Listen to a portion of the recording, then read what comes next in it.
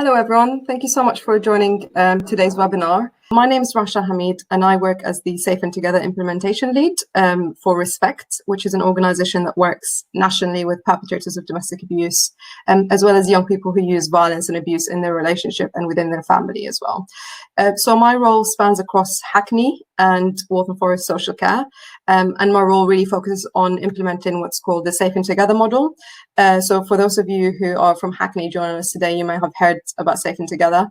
So Safe and Together is a practice model for social workers around how we respond to domestic abuse in the families that we work with. It's a child-centered model that really focuses on how we intervene and assertively engage with perpetrators, but also how we collaboratively work with survivors. And the aim is to kind of improve outcomes for children within those families and address the impact that they're experiencing as a result of domestic abuse. So that's kind of the Safe and Together model. And a lot of what we talk about today is informed by Safe and Together. So if you do have any questions about the model, or if you want more information about it, please feel free to contact me separately as well. Just a couple of things to run through before we start our session. I'm hoping everyone can see the slides just fine. If there's any issues at any point, if you can't see or hear things, please just pop something down in the chat, and I'll make sure that I'll address that as well. Just to let you know, the slides that we're using today are quite wordy, so you'll notice they're a lot more wordy than you'd expect in a normal training session. That's been done on purpose, mainly because I want you to be able to kind of engage and listen to me as opposed to writing lots of notes as we go along, but also because we don't have really many group discussions, because this is a webinar as opposed to an in-person training, you won't get a lot of information from group discussions as you would normally. So it's important that you have that information written in front of you, and you will be getting all the slides and afterwards sent to you as well. If you have any questions as we go along, please write them down in the chat box. We will be stopping after each section for a question session, just in case there's anything that's come up for people that they want to discuss, or if they want to kind of offer some case examples as well. But we will have a session at the end that is a question and answer session separately. Hopefully we'll have a bit of time for that as well. Really important to think about confidentiality. So if you want to talk about any cases, any families that you worked with, please make sure you don't mention any names or any features that you think might help people identify who you're speaking about as well. Important because obviously there's quite a few people from different areas in North London here signed up to the session today. Just to let you know, we will be using gendered language in the presentation today. So I will be referring to perpetrators as he and survivors as she. That's not to say that there aren't any male victims or female perpetrators, but we do use that language to recognize that the majority of the cases that you work with are cases where the victim is female and the perpetrator is a male. But also we know in these cases that there is very often an entrenched pattern of coercive control that we need to really address. And you'll notice today we'll talk a lot about coercive control because that really links into how we need to address COVID-19 and its risks around domestic abuse as well. We will start the session talking about kind of the impacts of COVID-19 on safety measures and safety planning and the work that you do, and maybe safety of survivors and how we engage with perpetrators as well. And then we'll talk about how we work with perpetrators, followed by how we work with survivors. You will notice that we'll kind of have a bit of a perpetrator focus in today's session, which is why we start talking about perpetrators first. But that's not to say that we do that piece of work first. Normally we would say always your work with perpetrators should be informed by discussions you have with survivors. So your work with them doesn't put survivors and children at further risk. But the reason we talk about perpetrators first is very often for a long time now, our focus has always been around what survivors are doing or not doing. And we really need to shift that to looking at perpetrators first and holding them accountable for their behavior. So kind of starting on with the session, I wanted to get us to think about a bit of an activity today. So what are your fears around working with families experiencing domestic abuse during COVID-19? And if you could choose the chat function to just to kind of let me know, what are you thinking about? What are your worries? What have you seen already in your practice actually in the last few weeks when you're working with families where there's domestic abuse? So Joe says there are less people seeing the family, so something could be missed. Absolutely. So lacking that physical contact could be a major concern for practitioners. Yeah, thinking about whether it's safe to speak. That's a really important one. Thank you. So fears around lack of resources, so housing and refuge. I've not experienced this yet. Yeah, absolutely. That's something that's a big concern. And I think we're going to see a bit more of that as we go on as well. And then Helen says, no excuse to go somewhere alone, completely unable to get help. Yeah, so kind of people's restricted movement and restricted access to information, possibly technology, not being able to access services as easily is a big concern. Great. Child contact arrangements. So you will talk about that in a lot of detail today. Perfect. Worried about where the family can move to in an emergency and how social workers can support this process safely. Absolutely, yeah. So we'll talk a lot about how COVID-19 can impact on people's safety planning and their existing safety measures. So if their safety measure was go to a neighbor, that might not longer be the case, and we need to kind of adapt our safety planning to reflect that as well. So really important, yeah.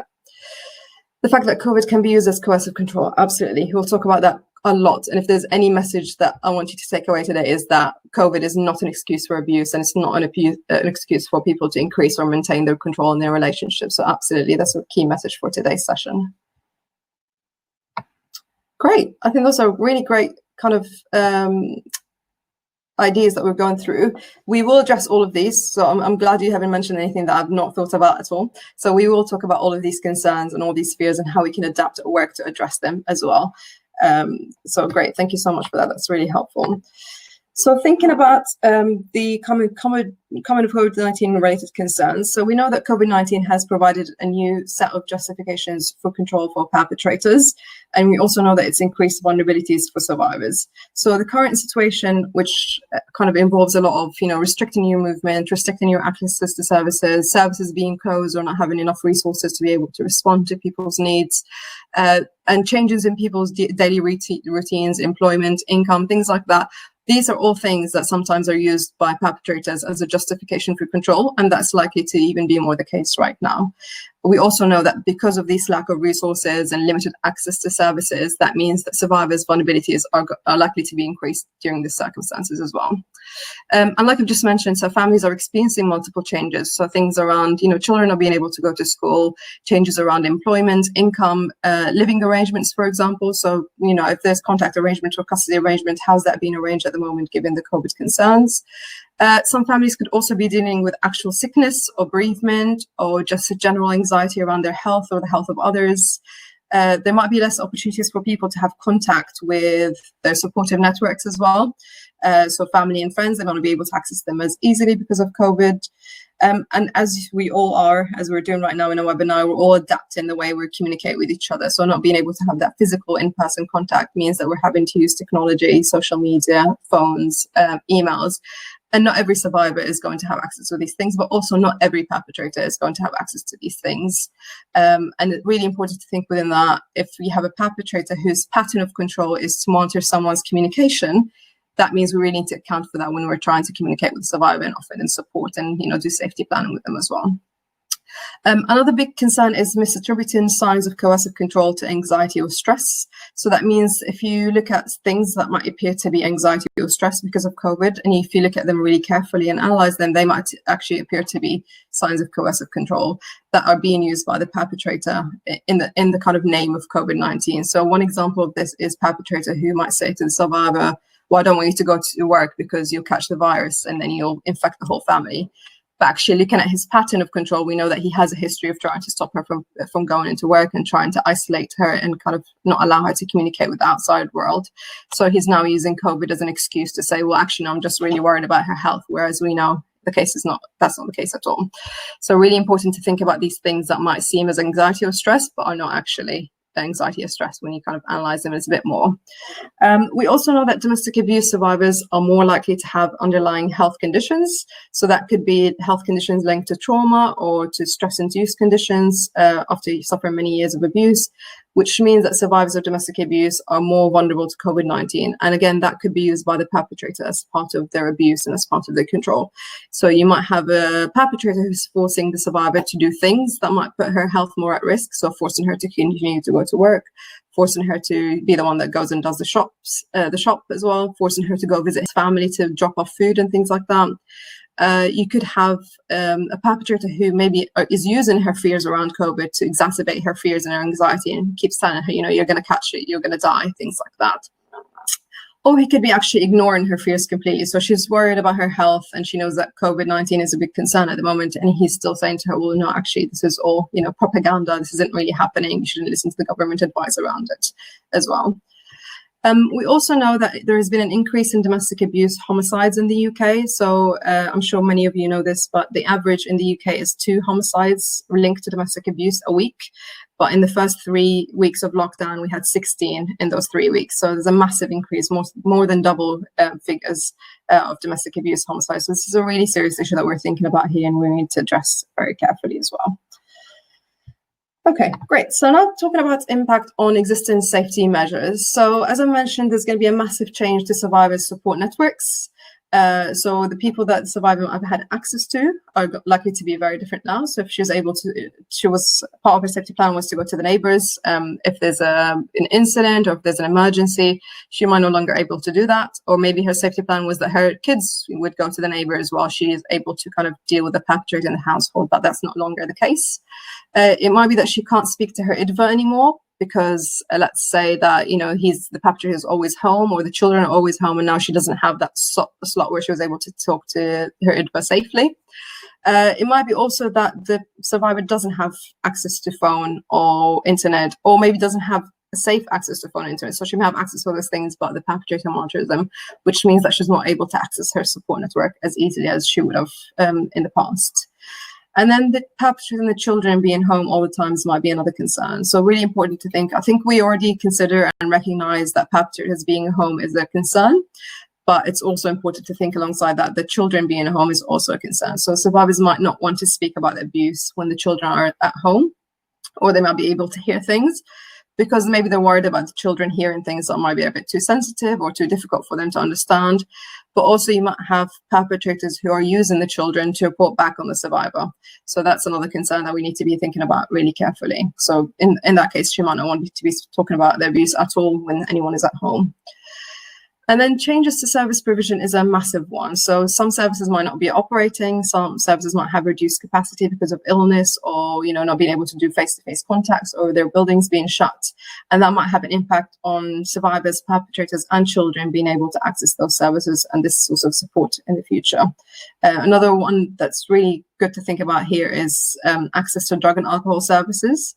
And for example, collecting scripts and that might have an impact on the kind of the increase in control and increase in violence as well within that relationship as well. And then some services might be exactly as they are. There'll be no changes in them. For example, police should respond in the same exact way to domestic abuse concerns coming their way. But what might be different is that survivors might think of these safety measures as no longer useful for them at the moment in time. And that could be because they think, actually, if the perpetrator gets arrested and he goes to custody, I'm really worried he's going to catch the virus. Or it could be that the perpetrator says repeatedly to the survivor, if you call the police, I'll end up in custody, I'll catch COVID and I'll die, and this will be your fault. So really important to think about, are there safety measures that still exist? Are they being viewed the same by survivors or not? Are they still applicable for them or not at all in the circumstances? Now, thinking about kind of changes to family and criminal law hearings. So we know some courts are being closed, some hearings are being postponed or cancelled or happening remotely at the moment. And that, again, might have an impact on people's safety measures. A particular one to think about around domestic abuse is non-molestation orders. So normally these happen in person at court. But courts are now hearing these cases on the phone, and they're asking people to submit applications by email. Now, if you have a survivor whose perpetrator monitors their phone calls or monitors their emails or actually lives in the same household, then that makes it really difficult for that survivor to apply for a non-molestation order. She might not be able to send an email safely to the courts. She might not be able to have the discussion on the phone with the courts around why she wants to order from the person who's right next to her in the same house. So really important to think about that. And the government did issue guidance to say that if you're not able to have these conversations on the phone about non-molestation orders, you can say that in your email. But again, not many survivors would know that. So again, is that really a safety measure that survivors can access at the moment? We also know that the Ministry of Justice did talk about releasing some perpetrators and some prisoners from prison early. I think about 4,000 prisoners. Those that had less than 2 months of their sentence left, they were going to be released early. That hasn't happened yet. There's been a lot of discussions around it in the last couple of months. But again, that means that we might have perpetrators of domestic abuse who are being released from prison early. And it's really important that we safety plan around that very carefully. And the hope is that we'll be made aware before these cases come to light, so that we're able to plan around them. But but that's not necessarily going to be the case. We also know that perpetrators are likely to have more control over the survivor's access to services, medication, and information as well. And a really important one to think about in information is whether they're feeding misinformation to the survivor about COVID or services that are maybe not there or maybe won't respond to her needs. So really important to think about how that plays a role in the survivor's safety measures. And within that, think about maybe people who English is not their first language and how maybe they will rely on the perpetrators to be their source of information within that as well. So all these changes that we're kind of experiencing all at the same time means that all our safety plans with survivors of domestic abuse are likely to have to change, and we need to really adapt what we think is a safety measure at the moment as well. So it's kind of thinking about specifically child and contact arrangements. I know someone's mentioned that in the chat. So again, that's obviously something that's been used as a tool of control by perpetrators for forever. So pre-COVID, that's always been used by perpetrators, and that's likely to continue, if not also increase. So we know the government's issued guidance to say that travel between two family homes counts as essential travel. So if there's contact or custody arrangements that mean that you have to travel between two homes, that's completely fine at the moment.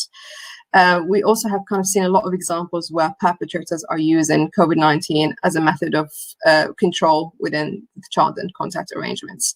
So, for example, refusing to return children after contact is one that we've seen already. So saying to the survivor, well, I don't think you're doing enough job for kind of safeguarding them and protecting their health, so I'm going to keep them. You won't have them back after contact. We've also seen perpetrators who are using the lack of access to contact centers to try to force the survivor to allow more direct contact. So that's already happened. And we also kind of have seen cases where perpetrators are saying to the survivors, you know, COVID-19, we don't know what's going to happen. We might catch it. We might die. I need more contact with my children. So that's, again, how they might use COVID-19 to coerce more contact and more direct contact as well with the children. And really important to think within that is that survivors themselves may want to maintain or increase contact during these difficult times. So we've also seen cases where it's the survivor who says, actually, I want to increase contact, or I want him to have more contact with the children. Either because they want more practical support, so they're unable to kind of manage with the children at home alone 24/7, or because they actually think this is a really emotional, difficult time. We don't know what's going to happen to any of us, and I really want my children to continue to have a relationship with their father at this moment in time. So really important when you get cases like that is that we don't project our own priorities, our own values of what we think is right or isn't right at the moment on survivors, because that will only lead them to not tell us if the perpetrator is back home or if the perpetrator is having increased contact with the children. So we need to make sure that we're actually kind of adjusting our safety plans to have safe and kind of discussions around that and allowing that to happen in a way that doesn't put people at further risk. In the same way that we as practitioners are adapting the way we do everything, like we're having a webinar instead of an in-person training, survivors are having to do the same exact thing. They're all having to adapt to the way that they respond to their environment as well. Now, in terms of some of the guidance that's been issued around child contact and custody arrangements, the Family Division have issued guidance to say that if variations need to be made, that would be allowed. So, for example, if face-to-face contact can't happen, then courts would expect alternative arrangements to be made by family. So, for example, video calls or phone calls. They've also said that parents can exercise their parental responsibility to vary arrangements as well. So let's say one parent decides that they need to vary the contact arrangements for any reason, then they need to be able to justify that to the court if the other parent challenges that, and the case has to go back to court. And what the courts will look at is whether that parent acted reasonably and sensibly, which I'm sure you can see kind of can be left to, it's a bit subjective, isn't it? Reasonably and sensibly, that can mean very different things to different people. And because of that, we've had survivors who are quite concerned around, well, what does that mean? Is he going to challenge me and say, because I stopped contact, because he won't stop harassing me, is that going to be taken by the court seriously or not? Because of that, we're advising parents to keep a record of any variations they make and the reasons for it. And that needs to be a written record, because if there's a written record of, you know, the contact was changed on this day because of further incidents or because of further violence, then we're able to justify this later on to the courts if it is challenged by the perpetrator as well. So really important to advise parents that you're working with, if they're changing contact arrangements, that they write an email, a letter, a text, anything to justify and explain why they made those changes as well. We also know that survivors are also being worried about being accused of breaching court orders or not allowing ovarian contact, and we also that they're facing accessing legal aid might be difficult for them at the moment in legal advice. So especially if they don't have access to phone or internet at the moment, it might be difficult for them to access these sources of support in the same way that they would have normally as well.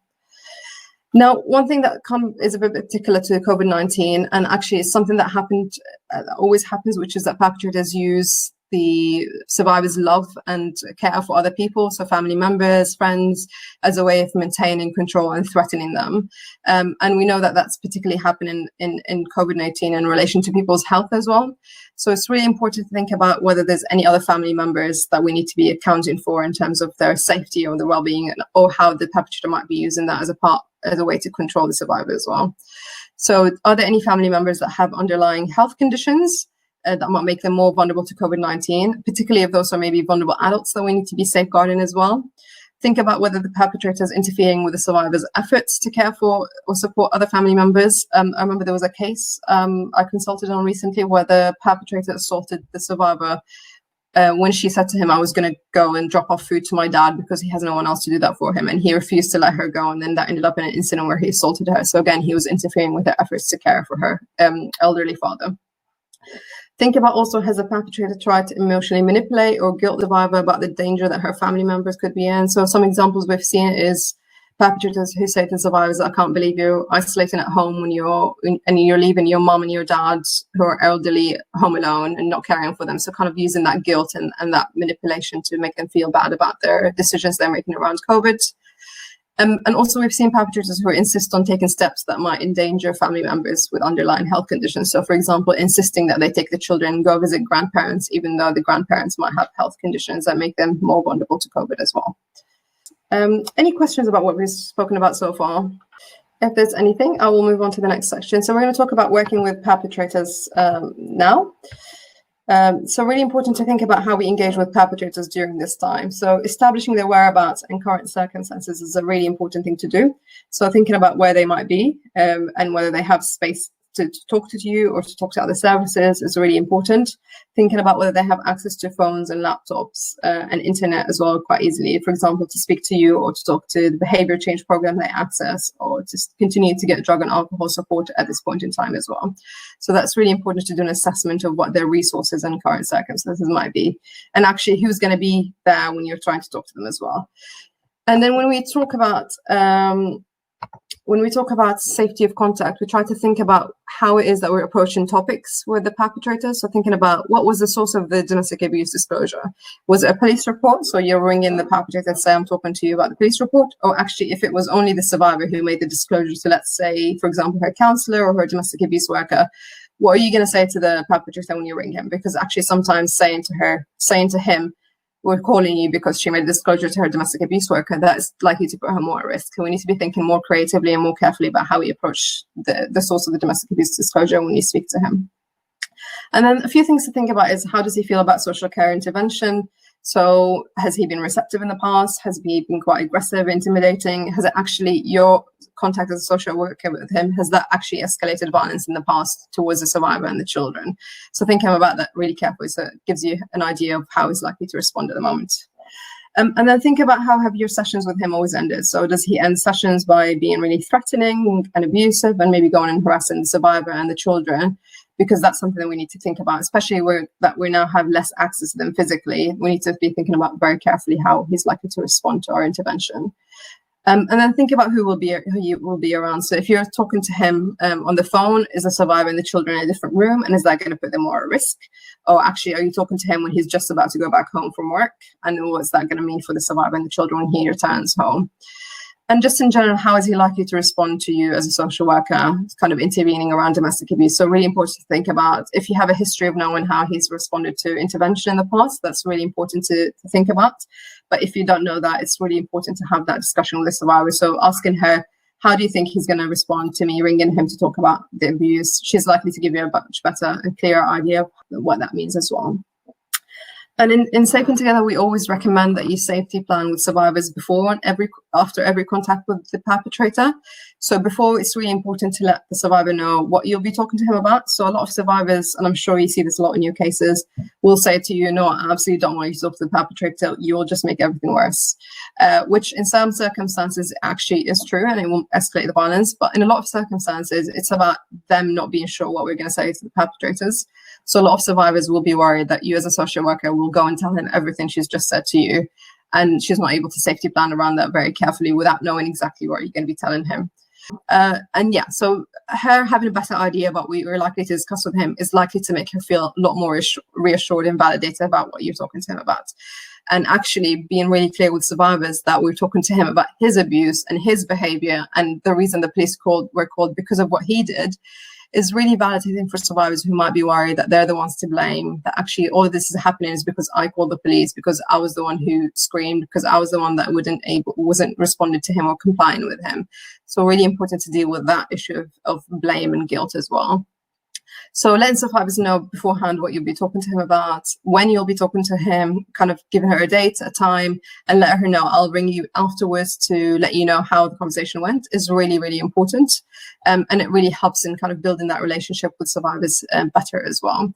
Now, really important to think about, if you plan a meeting with a perpetrator, let's say Monday at 10 a.m. and then he doesn't show up, and then you don't ring the survivor and she has no idea what's going on, she could be sitting there really worried about what happened and what discussion took place when actually the perpetrator didn't show up.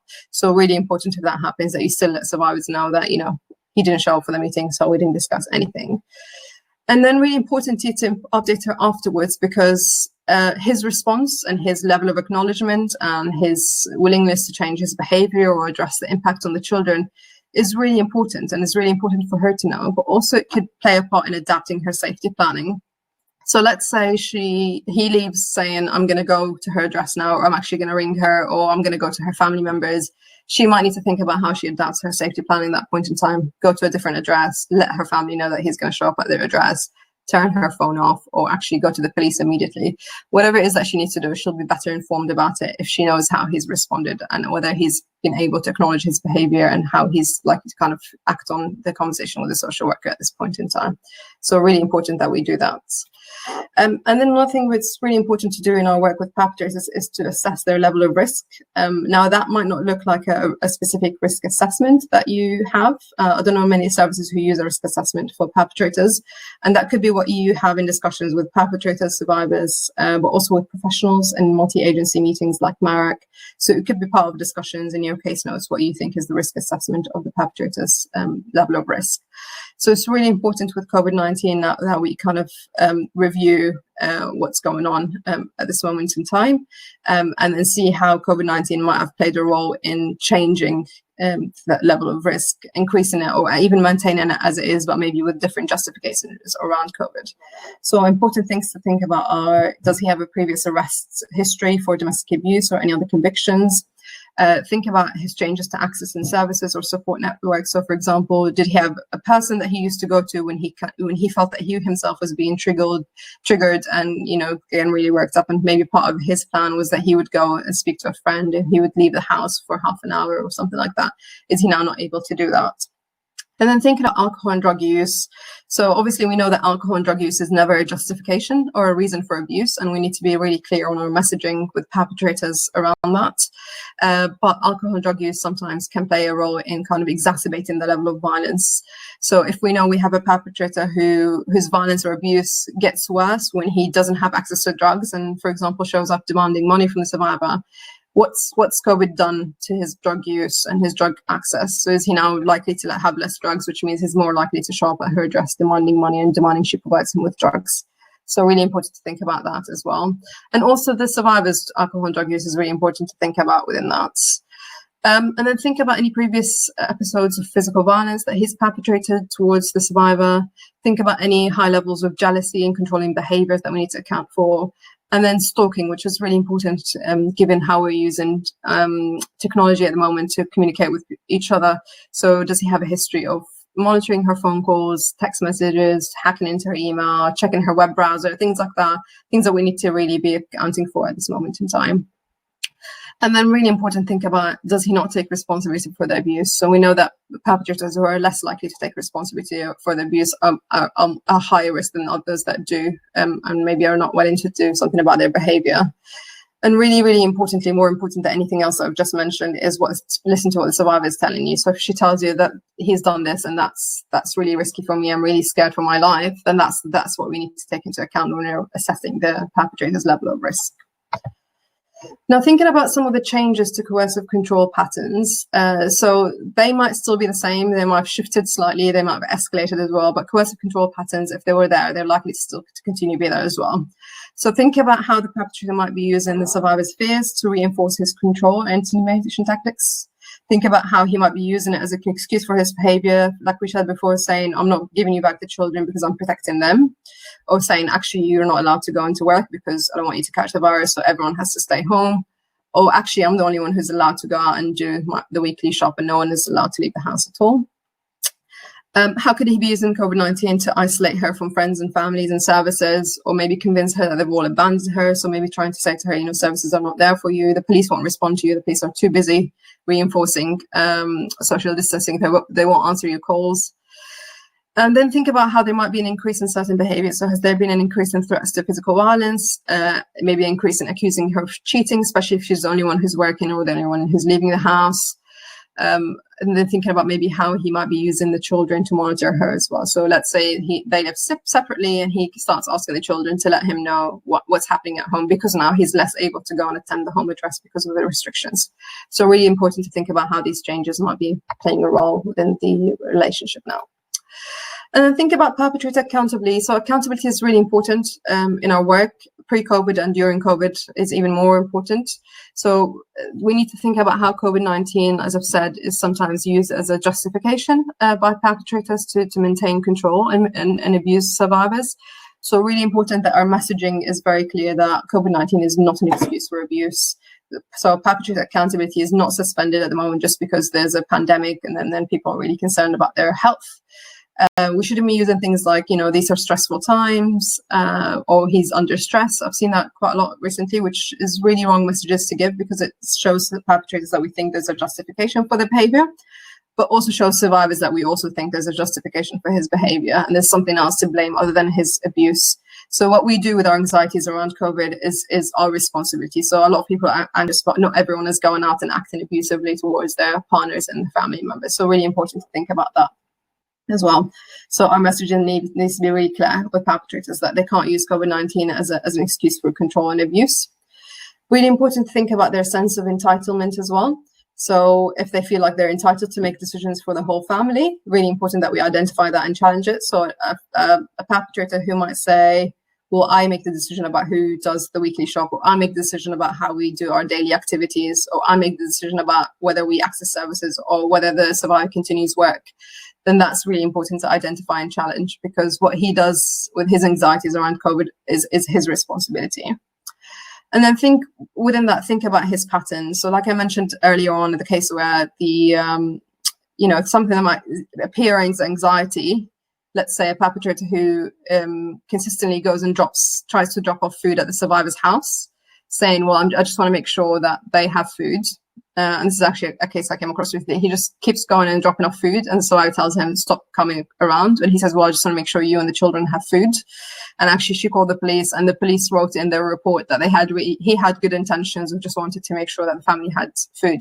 But actually, when you looked at the history, he had a history of consistently turning up at her address and harassing her and stalking her pre-COVID. He was just now using COVID as an excuse within his abuse and his control. So really important to outline his pattern and how that might be playing a role within COVID as well. So his behavior might have changed or escalated, but actually his behavior might be exactly the same. He's just using a different justification for it in there. And really important to separate anxiety from a behavior. So I think I've mentioned this quite a lot. So what you do with your anxiety is what kind of differs someone who might be abusive from someone who isn't. So really important to be clear around anxiety is not an excuse for behavior. And what you do with your decisions around COVID, it's kind of yours alone, should not be used as a way to control other people. And within all of that is just affirming to perpetrators that their behavior and their actions are 100% their responsibility as well. Great. So case planning with perpetrators. I'm going to run through this quickly. But case planning with perpetrators is something that we talk about in Safe and Together. So it's a Safe and Together tool. So case planning is something that is similar to what we do in children's planning. So it's an action plan that we write with perpetrators that outlines our expectations around their behavior and their role as a father. So things that we think they should continue doing, or things that they should stop doing, to address the domestic abuse, but also to address the impacts on the children. So this is a Safe and Together tool that we've been recommending for use in Waltham Forest and Hackney as well. And it kind of just is a discussion that we have with perpetrators around what their behavior is and what needs to change, and how we're going to be monitoring that as well, with specific timeframes as well.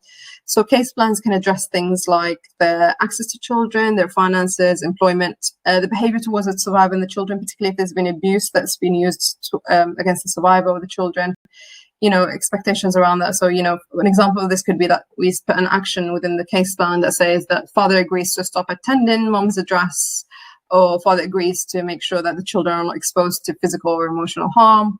Around employment, sometimes we might have perpetrators who, let's say, interfere with survivor's employment, her efforts to gain employment, or maybe show up at her work address, or actually, when she's working from home, he is now saying, I'm going to take your phone, I'm going to take your laptop, so she's not able to work from home. So you could have an action on there to say the perpetrator agrees to ensure that the survivor has all the equipment she needs to continue to work from home.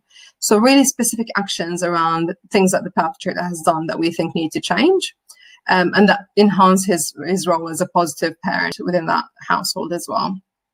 And thinking about access to services and support networks as well. So if the perpetrator stops the survivor from speaking to her family, for example, then we can have actions on there around the perpetrator will ensure that mom and children have access to maternal family, or have access to support groups, or have access to baby and mother group, whatever it is that's relevant for that family as well.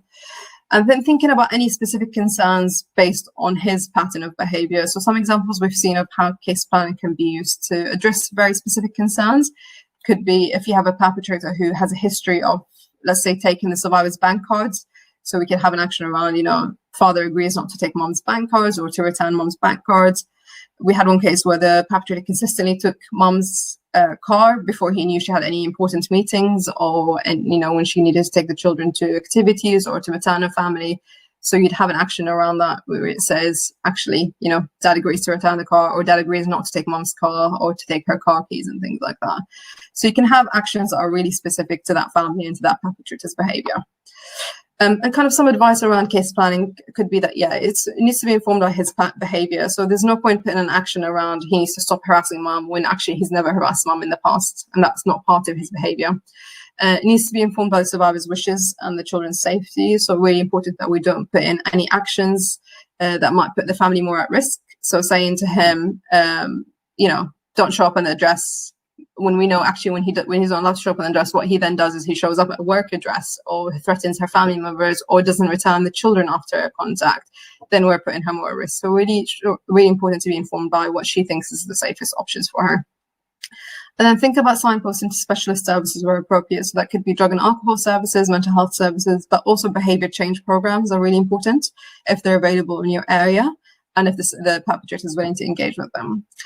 And then think about actions that might be important to be specific, but not too specific. So that's something that we kind of talk about in Safe and Together quite a lot, which is having an action that's too specific sometimes could be used as a way to manipulate the action plan with the perpetrator. So let's say your action plan says that dad agrees not to show up at mom's address every Friday, because that's exactly what he does every Friday. He shows up. Now he might start showing up on Thursdays or Saturdays. And by doing that, he might come and say to you, well, I didn't actually, I'm still adhering to the plan because you told me not to go on Fridays. So trying not to be too specific sometimes is really important, because he might use that as a way to manipulate the plan as well. And just being really clear that we know we have clear expectations of you as a parent.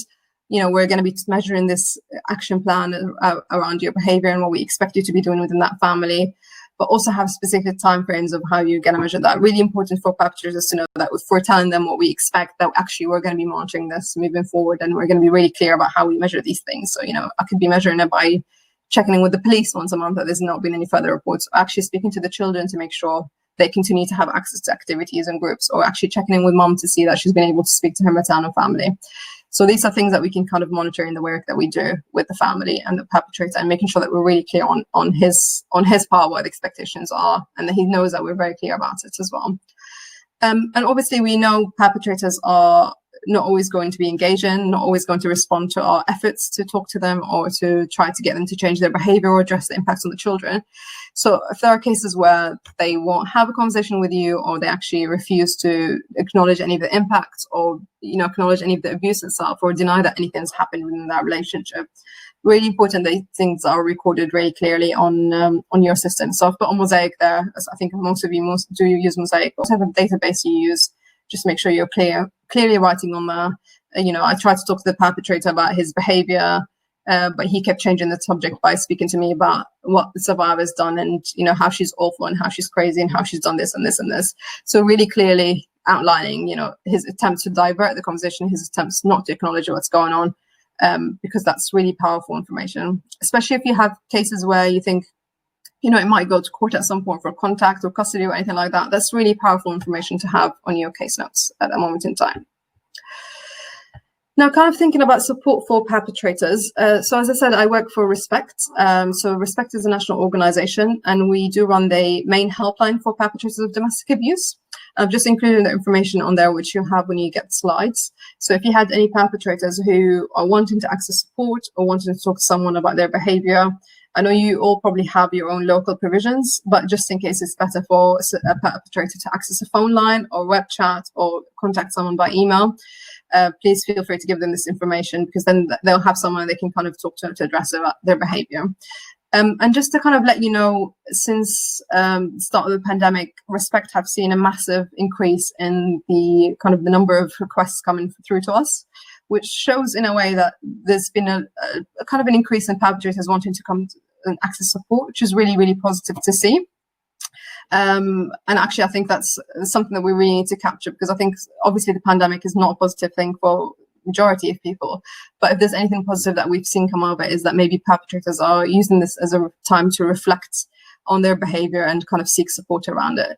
So for example, calls to Respect helpline have increased by 97%, emails have increased by 185%, and visits to the websites have increased by about 580%, which is huge increases. So it's really good to see that there's kind of time for self-reflection, and people are starting to use sources of support in order to address their behavior a little bit.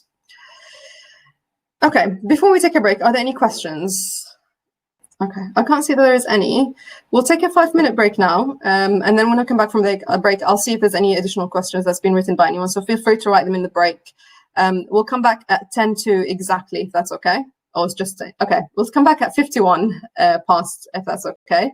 So just go ahead and grab a drink or walk around if you want, and we'll start exactly on time. Thank you. Okay, great. We'll make a start. I'm hoping most people are back in the session now as well. So I had one question around wanting the stats for the Respect figures that have increased that we've seen. So I've written those in the chat. Hopefully you can see them, but let me know if not. I've had quite a few questions around people wanting slides as well, which will be emailed to you after the session. So don't worry about that. And don't worry about making lots of notes. I did mention that at the beginning, but I think some people might have missed that if they joined a little bit later. So now we're going to be talking about working with survivors, and then how we kind of adapt the way we work and the safety plannings for survivors in the moments because of COVID-19. So some of the things that we might have to think about in terms of establishing contact, and obviously the first step is about how you establish contact, is assessing the suitability of various methods of communication. So think about methods of communication that maybe you've used in the past, and actually whether they still be useful now in terms of whether you can continue to use them, or actually do you need to adapt the way you work with survivors at the moment. So thinking about things like phone and FaceTime. So is this useful? Is it helpful? Is it, is it safe for the survivor? Or actually, is it possible that maybe if you're FaceTiming a survivor, is the perpetrator likely to walk in, or the child may be likely to walk in? And actually, do you maybe need to think about a different method of communication as well? You might have perpetrators as well who might check the survivor's call log as well. So make sure that you're kind of thinking about that very carefully. I know one method of kind of safety planning we think around that is saying to survivors, just delete your call log after we speak, which could be safe, but actually sometimes we have seen cases where it increases risk. So let's say she's on the phone to you and, this perpetrator hears that she's talking to someone, and then she deletes a call log, and then when he checks her phone, he doesn't see a call log. but actually he knows she was speaking to someone because he heard her speaking. So maybe now it's putting her more at risk because he's not going to be questioning even more who she might be speaking to as well. So think really carefully about whether that's a good safety planning measure or not for that survivor. And then thinking about texting. So a lot of people are texting at the moment. So think about whether that's safe. If you have a perpetrator whose history is to check text messages, then maybe texting the survivor is not safe. Think about maybe whether you want to write text messages that are quite vague or don't mention names or don't mention domestic abuse and things like that. Then maybe whether that's going to be safe or not. Again, think about survivors who might delete texts as a safety measure. Again, that could be good, but if you have a perpetrator again who maybe is in a different room and hears the text notification coming through, but then when he checks her phone, there is no text, is that going to put her more at risk? So just be really careful how you plan around these things. And the way you know this is by having conversation with survivors. She'll be able to tell you if he checks her messages, if he checks her calls, if he's in the next room and things like that. And then think about emails. So if emails are safe and, you know, he doesn't have a history of checking her emails, he doesn't know her passwords, he doesn't have access to her laptop or computer, then maybe emails is a good way to communicate with survivors at the moment. But again, make sure you're planning around that really safely. And if you have a perpetrator who has a history of hacking into her emails, then make sure you're not sending any confidential or sensitive information by email as well. And then think about letters. So letters, I would almost always say, are not appropriate in cases of domestic abuse, and I think that's a view that's shared across the whole of the domestic abuse sector. So letters have a history of making survivors even more at risk. So perpetrators can access these letters, children can access these letters, and maybe inform the perpetrator about the contents of the letter. So just being really careful that we don't send letters ever if we think the perpetrator knows the address, if the perpetrator visits the address, if there's children at the address that might have a history of opening letters or checking what comes in through the post, then it might not be the most suitable option. And I would only say use a letter if you're like 1,000% sure that, you know, no one is going to check it other than the survivor and you have no other way of communicating with her, and that's why you have to resort to letters. Otherwise, I would say don't use them at all. And always think about how you start your conversation with the survivors and making sure that she is safe to talk. So just starting the conversation by saying, is this an okay time to talk, is really useful. Try to think about maybe ways you can ask that in a way that she doesn't have to respond by giving you a whole paragraph about what's going on in her circumstances. So maybe using close questions is useful at this point. So instead of saying, where is the perpetrator, or where is father, or where is he, whereas she would have to respond to, maybe ask her, is it okay to talk? Is it safe to talk? Is anyone around you? And things like that. So that she's able to just say yes and no in order to answer your question and give you the information that you need. And then think about using code words. So code words can be useful.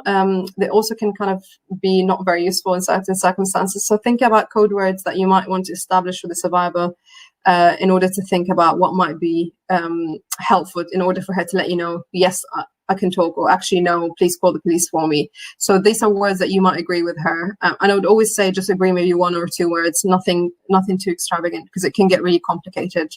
And it's helpful to help survivors think about using the same code words with different professionals or family members or friends or neighbors, just so that things don't get very complicated, because she might agree one word means something to you, but then when she uses it with a different neighbor thinking they know what she's talking about, it might mean a very different thing, or actually the neighbor might respond in the way that she wanted to.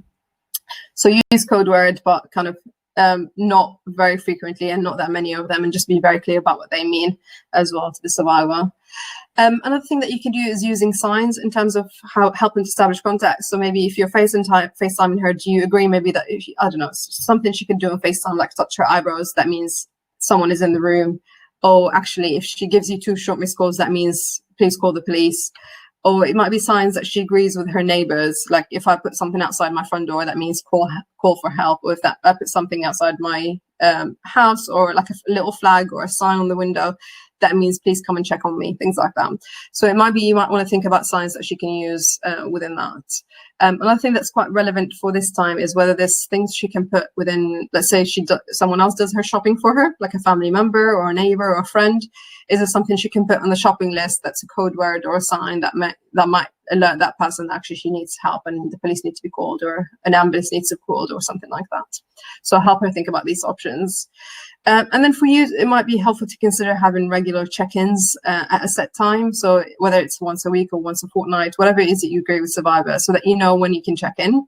And that could be you thinking about the time that the perpetrator might go to the shops, or might be at work, or might go for his, daily walk or daily run, so that you know there's a pattern of when you were able to speak to her. And then check-ins at specific times are really helpful, because if she misses those and you don't have an explanation and that continues to happen, then that's maybe when you need to be really concerned and want to do a welfare check or check in with family or friends or other people in order to make sure that the survivor is safe as well. And think about alternative people to speak to. So at the moment, obviously, we're all trying to do work with domestic abuse survivors. There might be an advocacy agency, there might be you, there might be, a health visitor, there might be a midwife, whatever it is. There's loads of people who are trying to communicate with survivors at the moment and trying to make sure they're safe.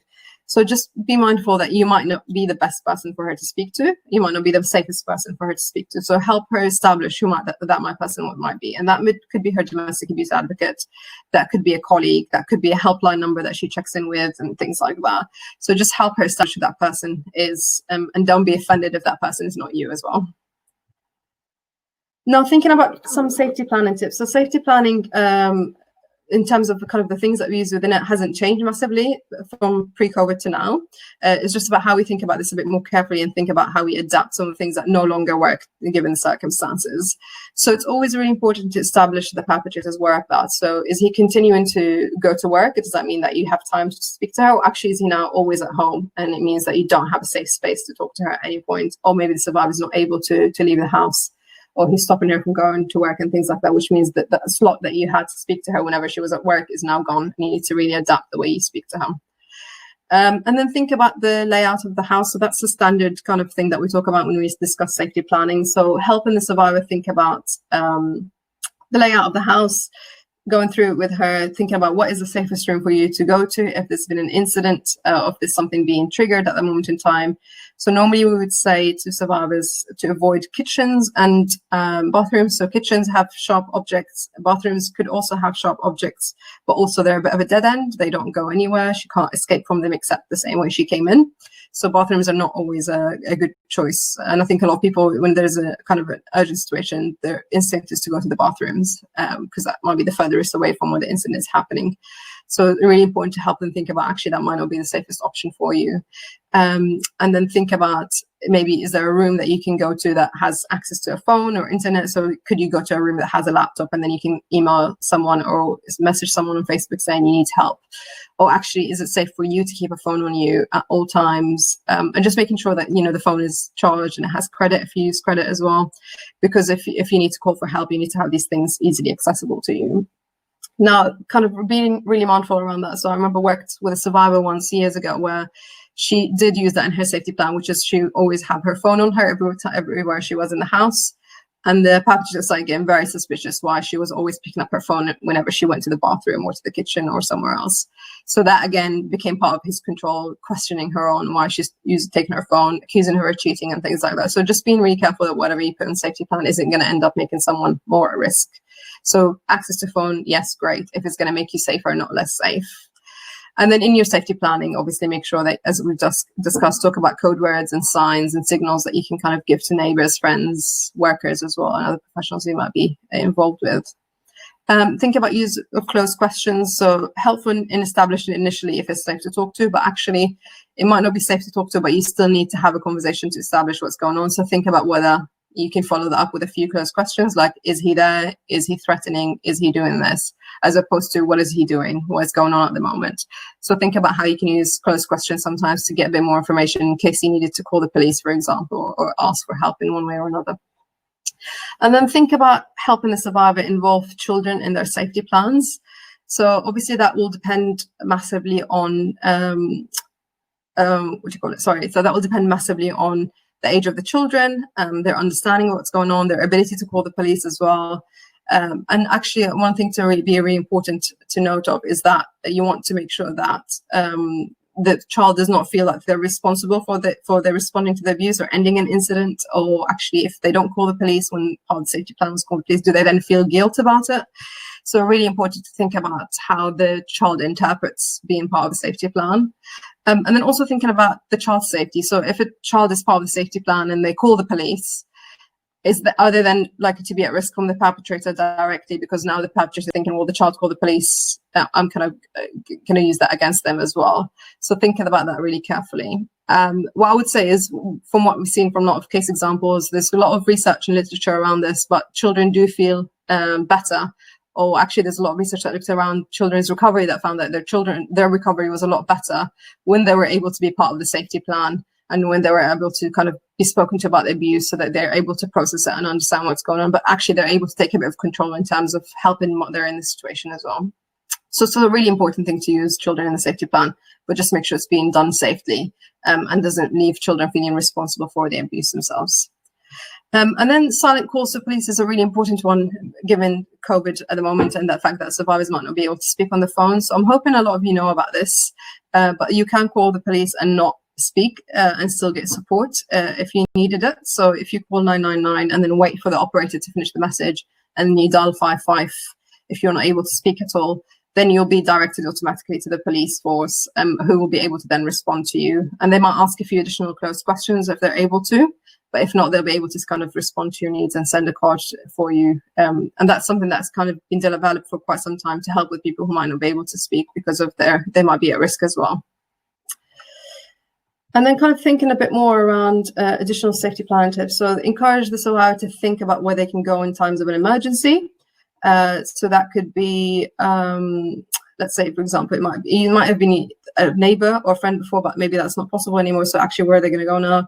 It might be that they had a hotel that they used to go to and stay the night if they were able to, but actually that hotel is now closed because of COVID-19. So help them think about alternative places that they can go to as well. And really important to think about allowing them to rehearse the escape plan, whether it's they rehearse it in their head or they actually physically rehearse it, whatever is safe to do. Because we know there's a lot of research that looks at, people are more able to act on something if they've rehearsed it, if they've practiced it.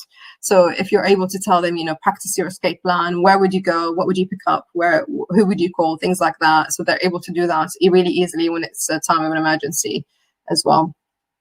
And then think about advising around packing an emergency bag. So that's kind of a standard safety planning measure that we talk about a lot. And that's about kind of having a bag that might have important documents. So things like passports, benefit letters, driving license, maybe some bank cards and some money. And really importantly, medication or any prescriptions and things like that that really are relevant for the survivor or the children. So sometimes it's really helpful to get them to think about packing an emergency bag. Now, in times of COVID-19, really important to think about actually is having an emergency bag somewhere in the house going to increase risk. If you've got a perpetrator who's now home 24/7, is he going to start looking around and finding this bag? Because that will increase the risk to them. And then maybe if that's the case, then maybe packing an emergency bag is not the best solution. You might want to think about, could they leave the emergency bag with someone else safely? Or could they, and I know some survivors do this, could they have maybe 2 or 3 spots around the house where the emergency stuff is stashed, but then they know in their head, I need to go to point A and then B and then C and then I leave. Because then if they know where the things are and it's easy to find, then it's quicker for them to get it on their way out as well. So help them to think about, for example, what is the best way for you to do that, and make sure you get your important documents before you leave. Now, obviously, if it's not doable to get your important documents, I would say leave first and then go back and get your important documents safely. And then think about, staying with friends and family might not be an option. So for a lot of people, when they fled, they used to go and stay with friends and family while their housing was being sorted, was a refuge being sorted, but actually that might not be an option at the moment, especially if you have any family members or friends who are isolated or have symptoms. It also might be harder to secure a refuge at the moment.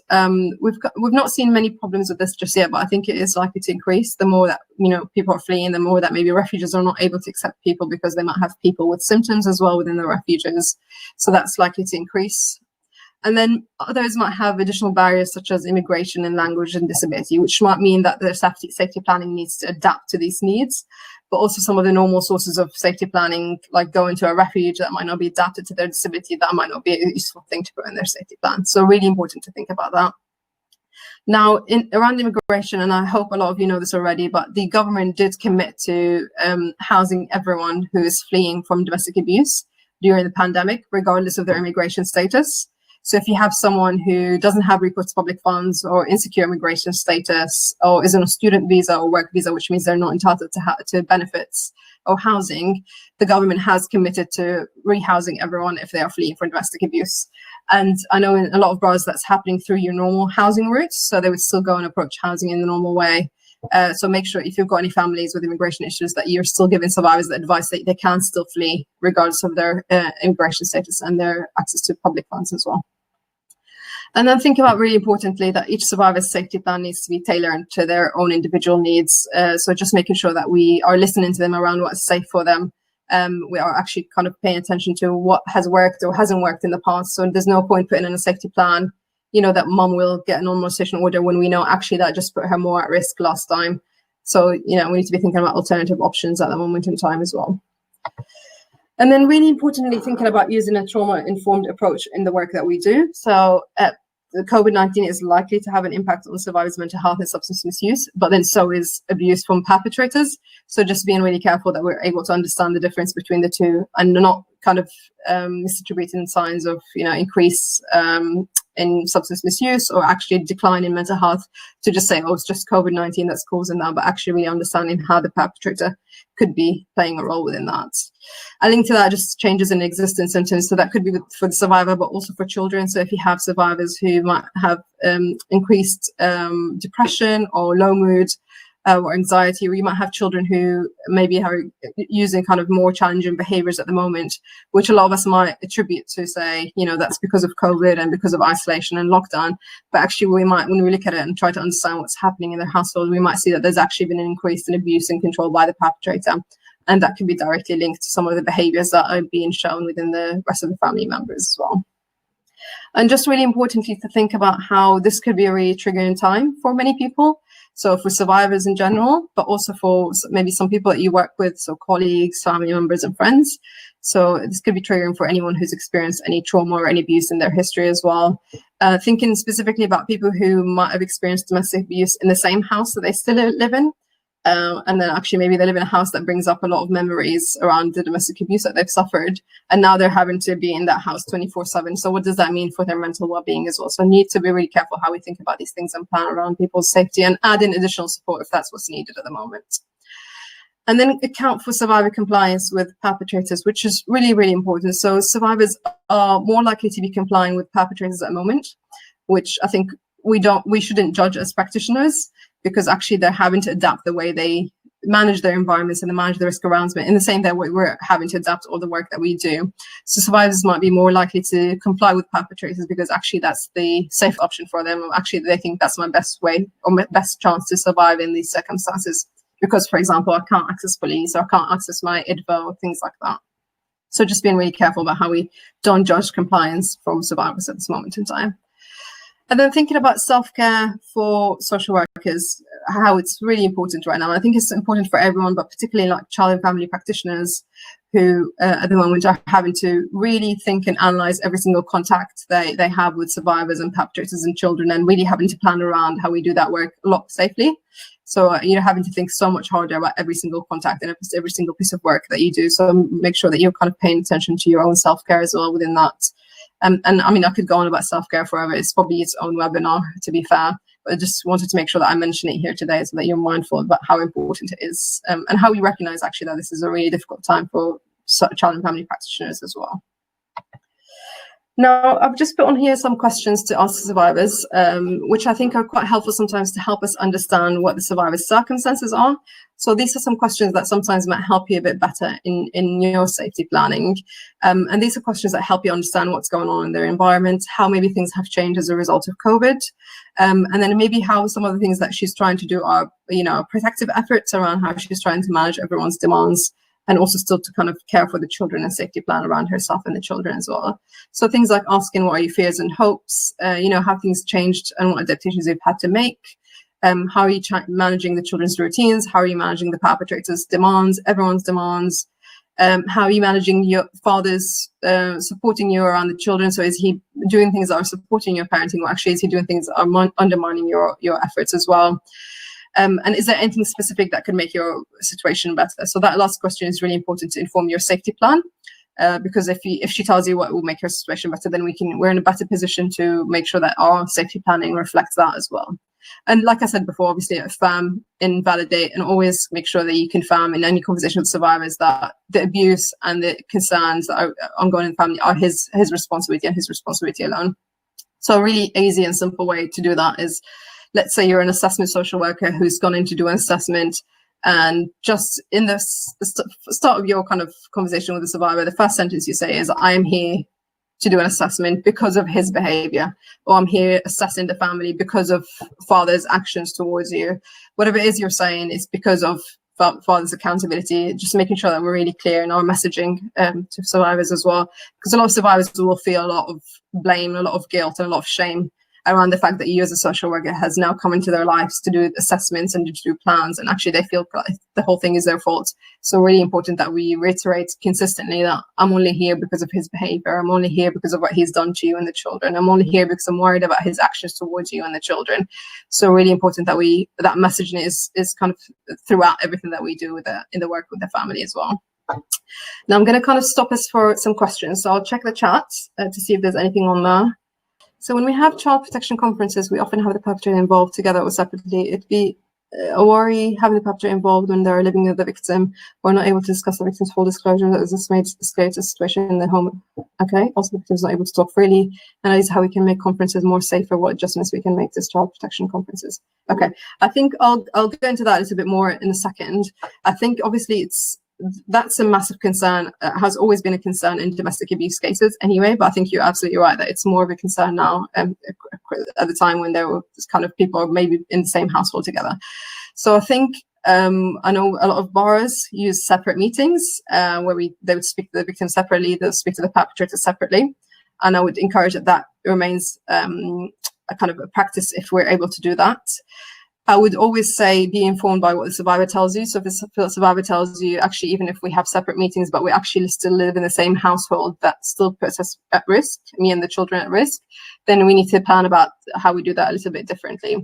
And that could be in the form of, actually, maybe we only have the meetings when we know we already have a really robust safety plan for mom. So we have our meeting with mom first, and then we have our meeting with dad second when mom is out of the house. And then actually we assess how dad reacts at the end of that meeting.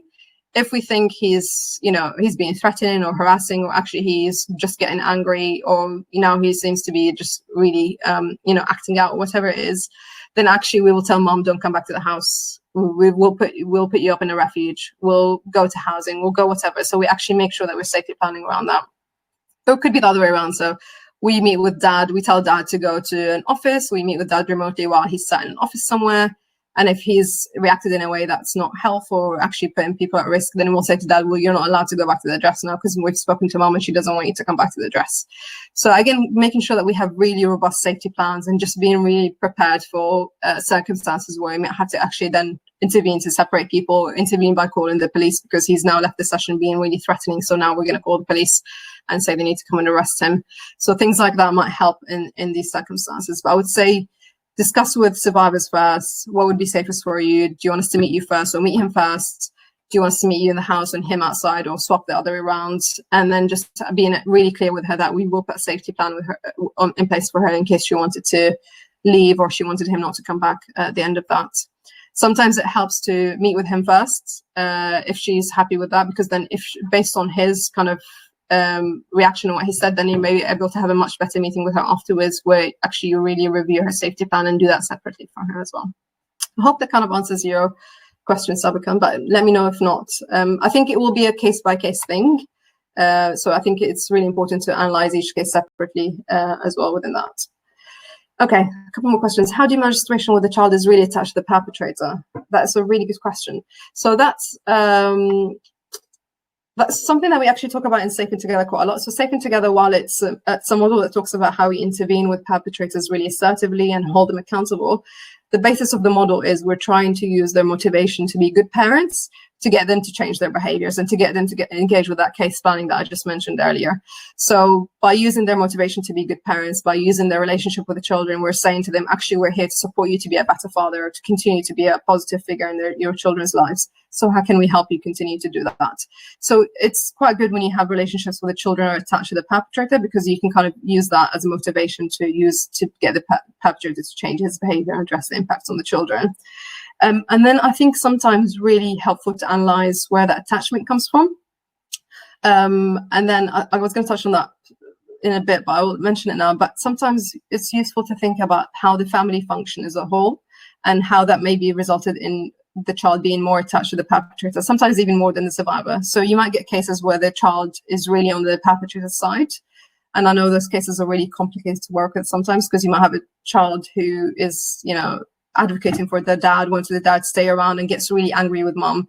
Now, it's really important in these cases to understand what that behavior is about, because for us as adults, we understand, well, she's the survivor, he is the perpetrator. So we can clearly see where the risk is coming from. And sometimes it's hard to understand why that child is siding with the perpetrator. But that could be for many reasons. And it could be because the perpetrator uses the child in his abuse and control. It could be that the perpetrator says things to the child about mom being a horrible mom, or not caring about them, or not loving them. Or it could be, really importantly, a perpetrator who makes mom do all the discipline and be the strict parent who tells them not to do things and, tells them not to eat sweets before dinner, whereas he's the fun parent that lets them do everything. So now you get a child who's really more attached to dad as well. So really important to think about where that attachment things come about. And I will, in a minute, I'll get into it, but there's some routine and family function questions you can ask. And these are questions you can ask dad, but you can also ask mom, and it gives you a better idea of who does what in the household. And then that will give you a better idea of how maybe the child might be more attached to one parent, or maybe one more afraid of one parent, so he then kind of aligns with the other one as well. So really important to think about that within that household.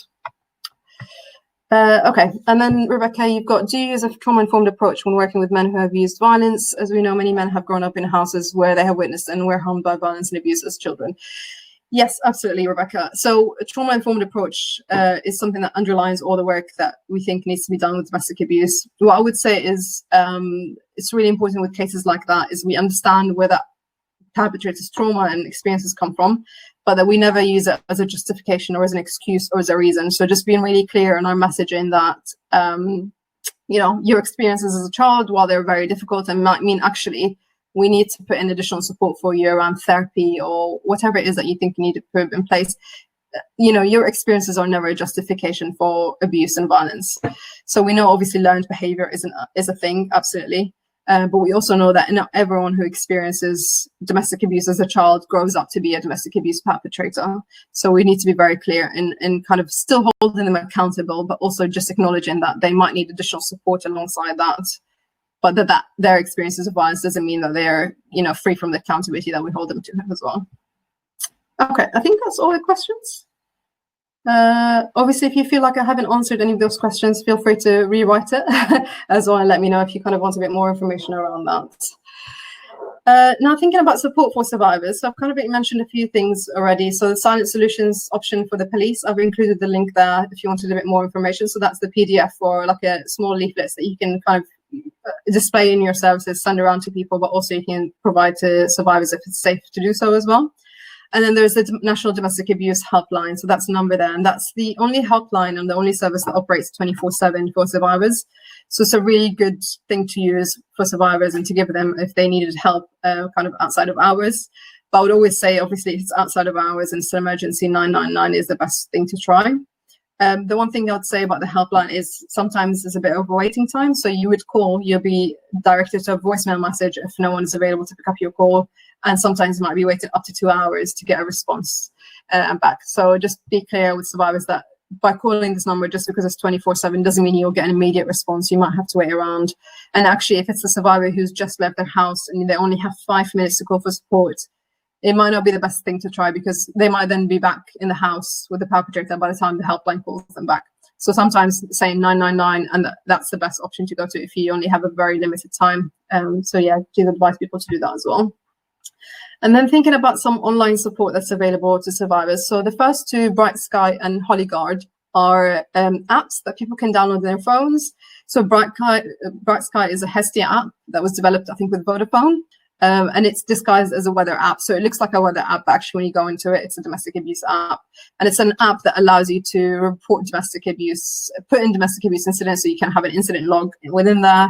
It kind of also works as a safety app, so you're able to kind of check in with people within that. And then HollyGuard is one that I know is becoming really popular at the moment. So it's an app that provides an enhanced level of protection.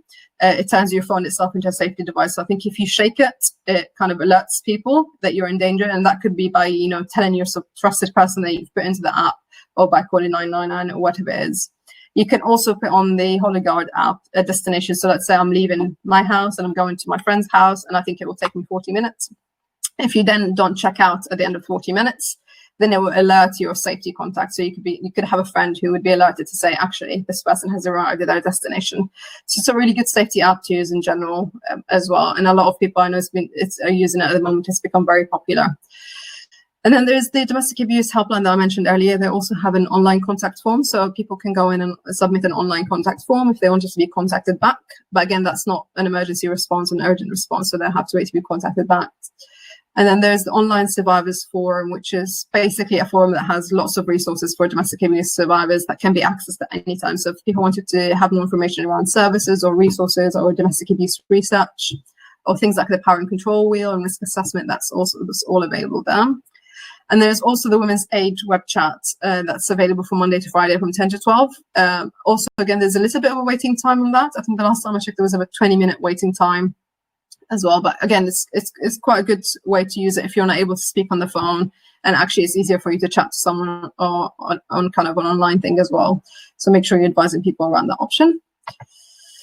And then kind of touching on the routine and family questions I just mentioned. So these are the questions I thought would be helpful for you to have an idea around. So let's say you have families where you're really concerned about domestic abuse, but you know actually that the survivor and the perpetrator and the children are all home now because of COVID. And actually the last time you spoke to the survivor, she said to you, you can't talk to him, you can't talk to me about the abuse. This is all making me a lot unsafer. So in those safe cases, it's really important that we don't just leave things and move on to other cases and think actually once lockdown lifts and, you know, there's a lot of restrictions, then we'll be able to do this piece of work.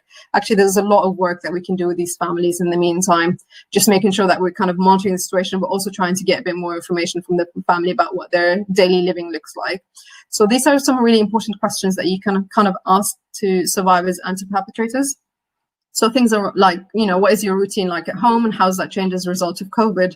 That question gives you an idea of how maybe COVID-19 could be used by the perpetrator as a way of control. So if she tells you, actually, my routine at home now is that, you know, I'm home all day and, you know, every day, every week, and, you know, he goes and does all the shopping, then that might give you an idea about actually, is he the one making the decision about who goes and does the shopping for the family? And then asking about how you're dealing with everyone being at home. Do you get private space? Again, that might give you an idea. It's a general question as opposed to saying to the perpetrator, are you always in the survivor space? It might be a kind of an easier way of asking, is there some other people in the family having private space? Do you get private space? Does she get private space? Do the children get private space? That'll give you an idea about actually, are they all just sitting in one room at all times, which means you can't talk about the abuse to anyone. So yeah, it gives you an idea about the kind of access to different family members within that. And then thinking about how are you supporting your partner's efforts around the children, or how is your partner supporting you? So kind of ask both of these questions. Again, that gives you an idea around how maybe one parent might be undermining the other parent's parenting and kind of using that as part of their abuse and their control as well. It gives you an idea around gender double standards as well. So gender double standards is something that we talk about a lot in Safe and Together. So thinking about how perpetrators, particularly fathers, might be using kind of regular or traditional gender roles within the family to say, you know, no, I provide money and shelter, and you do everything else for the house and the children, and you know, I'm not really involved in any other thing else. So it's really helpful to get an idea around what that's what's happening in the household as well. And then think about what activities the child engage in at home and outside. So again, that gives you an idea about actually, is there any control around that? Is the perpetrator maybe saying that the children can't leave the house even for a daily exercise or for an activity or anything like that? And thinking, yeah, what do you do with your one daily exercise, or what does everyone in the household do with their daily exercise? Although it's more than daily now, but as an example, you know, what do you do when you wanted to use your exercise or your activities at home? And then thinking about who does what at home. So again, that helps in kind of establishing any increased demands on the survivor, understanding some of those gender double standards as well. If there's maybe increased demands on the survivor having to, you know, cook and clean and do everything and homeschool the children and, you know, and kind of manage the household in multiple ways as well.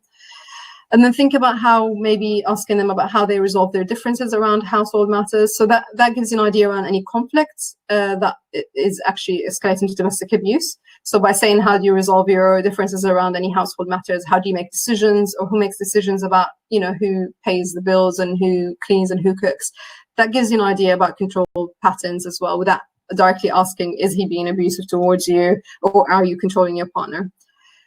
And then thinking about who deals with discipline and why. So like I mentioned, discipline is a really interesting one to look at within domestic abuse because it gives you an idea of who has control and power in the relationship. So you could have a perpetrator who does all the discipline because they want the children to be frightened of them. They're really strict in their discipline, and their mom is seen as the kind of weak parent who doesn't know how to kind of instill boundaries for the children. Or it could be the other way around. It could be that, mom has to do all the discipline and routine and kind of implementing boundaries for the children because dad is quite easy with children, providing toys, sweets, money, whatever they want, because he wants them to be on his side. So it could be one or the other. It could be somewhere in between. So discipline is a really important one to ask. So that's a really useful question to ask families. Who does the discipline and why? Like, who's made the decision that he does all the discipline, or who made the decision that you do all the discipline, and why is that not shared between you? And thinking about what support do you get from maternal paternal families, so helping them think about what additional support is in place, but also asking a question like that gives you an idea whether the perpetrator is using isolation as part of his abuse. And then thinking about maybe how they work out their finances at home. Again, that might give you an idea around financial control in the house. And then thinking about how do you manage caring for the child when the other parent is at work. So let's say you ask a question like that and he tells you, well, no, she stopped working because she needs to look after the children. Again, that might give you an idea around coercive control patterns where he's forced her to stop working so that she looks after the children full time. So yeah, so some general questions that you can kind of ask families. Obviously, not all of them are going to be relevant for every family, but they're just kind of helpful to run through to give you an idea about current circumstances and how COVID has kind of played a role in them. Okay, some kind of further resources that I've included. So just some links around the COVID-19 and the impact on family courts. So child contact and custody arrangement guidance has been issued by Rights of Women, which is a really good guidance. And then CAFCAS. And then the link that you have there, the judiciary link, is the one that I've mentioned before around the advice from family division. And then the changes to molestation order hearings, that's the link for it if you wanted to have a bit more information around that. And then online resources for children and young people. I just thought to include that because I think direct work with impact with children and young people is probably its own webinar as well, again. But there's some useful resources of information that's written specifically for children and for young people. So it's in language that's quite easy for them to understand as well. And then online safety, again, probably could have been its own webinar. So online safety is really important at this time to think about, especially that we're using online methods of communication a lot more with survivors at the moment. So it's really important that we're able to kind of help survivors think about their safety online. So like covering their tracks and making sure, their phone isn't being mirrored or anything like that. So there's some really good links there for you as well if you wanted to know more about that. Yeah, and you will get an email with the slides and the video recording from today's session as well. Thank you, Lewis. So Lewis has said it's been helpful. Thank you.